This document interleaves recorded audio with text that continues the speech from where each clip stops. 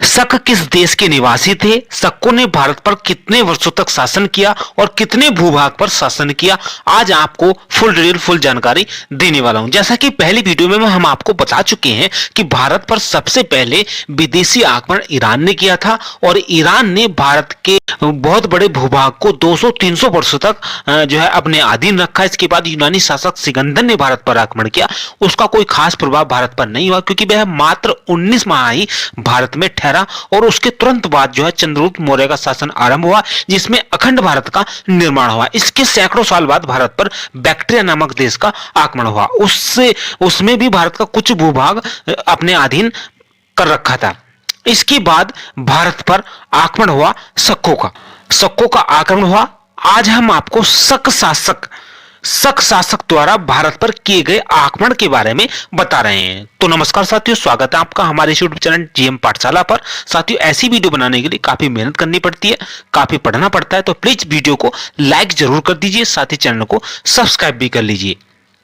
आइए जानते हैं शक कौन थे। मध्य एशिया के चरगाह प्रदेश तथा इससे सटे प्रदेशों में ऐसी कई जनजातियां निवास करती थी जिनकी कोई सभ्यता, कोई विशेष पहचान, कोई संस्कृति नहीं थी। ये संक्रमणशील और लड़ाकू जनजातियां थी। दूसरी शताब्दी ईसा पूर्व मध्य एशिया में बड़े उथल पुथल का समय था, जिसका विवरण हमें चीनी ग्रंथों में मिलता है। इस समय की लड़ाकू जातियां आपस में लड़ रही थी और अपने लिए नई नई जगह की तलाश में इधर उधर भटक रही थी। इसी समय युहेंची नामक जाति ने शकों को परास्त किया, अतः शकों को अपना मूल निवास छोड़ना पड़ा। उन्हें अपना मूल स्थान छोड़ना पड़ा और उनको दक्षिण की ओर बढ़ना पड़ा और इन्होंने पश्चिमी अफगानिस्तान और बलूचिस्तान के सारे प्रदेश पर कब्जा कर लिया और इस पर शासन करने लगे। और यहां से शक आगे बढ़े और बेलन दर्रों से होते हुए लगभग 71 ईसा पूर्व भारत में आ बसे। भारतीय ग्रंथों में भी शकों का उल्लेख मिलता है, जिसमें पतंजलि का महाभाष्य भी शामिल है। इसमें ज्ञात होता है कि आर्यावर्त के बाहर यवनों के साथ ये लोग रहते थे। महाभाष्य दूसरी शताब्दी ईसा पूर्व का ग्रंथ है। भारत पर इनके आक्रमण की परंपरा मध्ययुगीन जैन ग्रंथ कालाचार्य कथानक में मिलती है, जिसमें कहा गया है कि मालवा जो कालक नामक जैन आचार्य थे, वो मालवा शासक गर्दभिल से क्रुद्ध थे। वह सकुल या सकुल मतलब शक कुल और शक सरदारों को हिंदुकुश यानी कि सिंधु देश पर आक्रमण करने के लिए प्रेरित किया।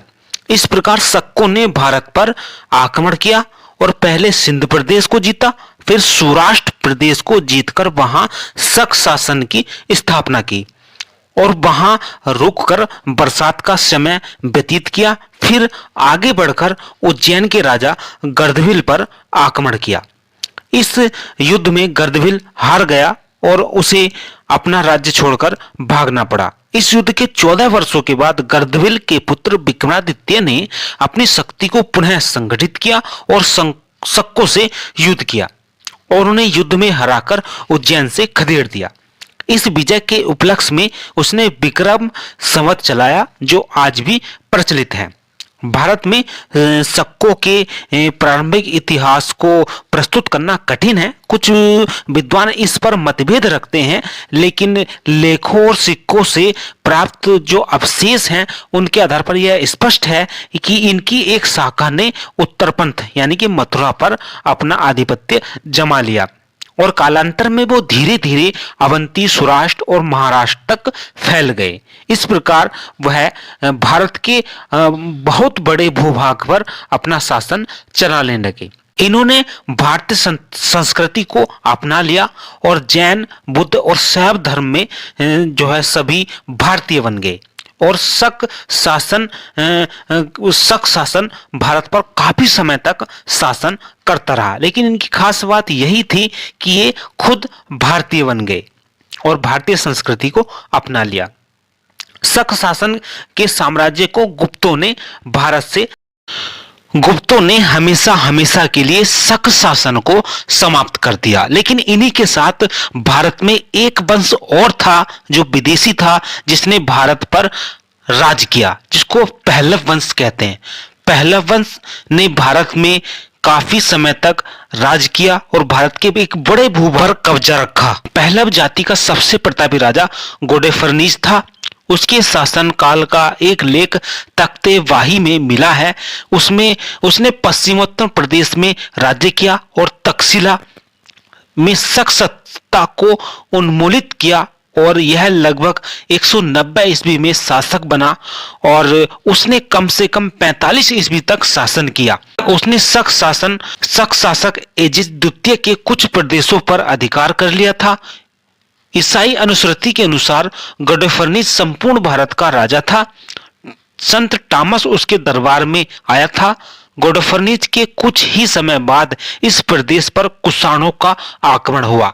यह सारा प्रदेश कुषाणों के अधिकारों में चला गया और इसी समय भारतीय इतिहास के रंगमंच में पहलव वंश विलुप्त हो गया। कुछ इस तरह से हमने शक और पहलव वंश के शासकों का, उनके आक्रमणों का वर्णन आपके सामने किया है। अगली वीडियो में भारत पर हुए कुषाणों के आक्रमण की डिटेल जानकारी आपके सामने बहुत जल्द हम लाएंगे। तो दोस्तों प्लीज, और आपके ज्ञान में जरा सी भी इससे वृद्धि हुई हो तो वीडियो को लाइक करके, चैनल को सब्सक्राइब करके, घंटी के निशान को दबाकर ऑल पर क्लिक जरूर कर दीजिए। नमस्कार, धन्यवाद, बने रहिए हमारे साथ।